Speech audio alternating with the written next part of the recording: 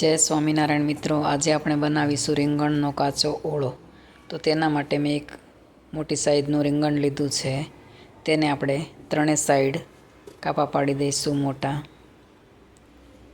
આવી રીતે ત્રણે બાજુ એને કાપા પાડી દઈશું, જેથી કરીને સારી રીતે અંદરથી શેકાઈ જાય અને ચડી જાય, બફાઈ જાય.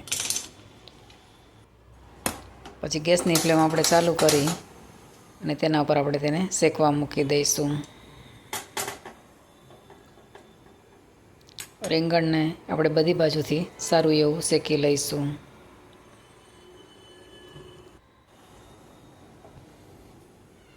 આવી રીતે બધી બાજુ એને ફેરવી અને શેકી લઈશું.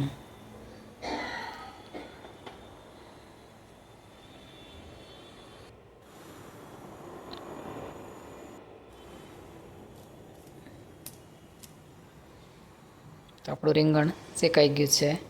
હવે તેની આપણે છાલ ઉખેડી લઈશું બધી બાજુથી સારી રીતે.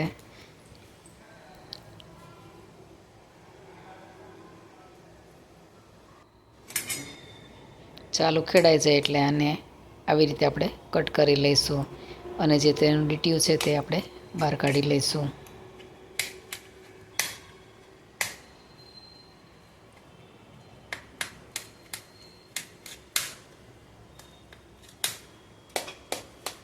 ચમચાની મદદથી આવી રીતે તેને આપણે ઝીણું કટ કરી લઈશું.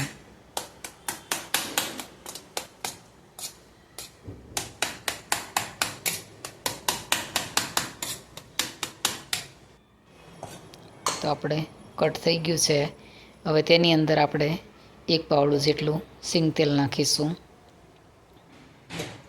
કે ઘી પણ નાખી શકાય.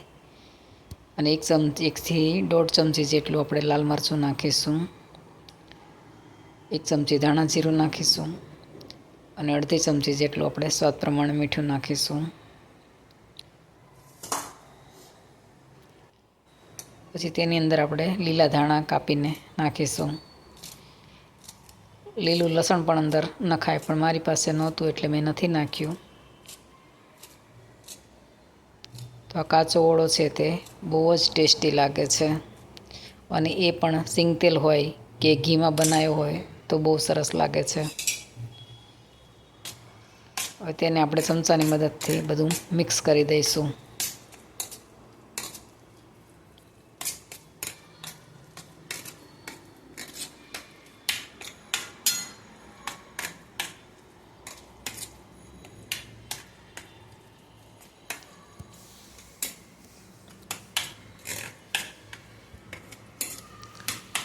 તો આપણા બધા મસાલા છે તે સરસ રીતે અંદર ભળી ગયા છે અને બધું સરસ રીતે મિક્સ કરી દીધું છે.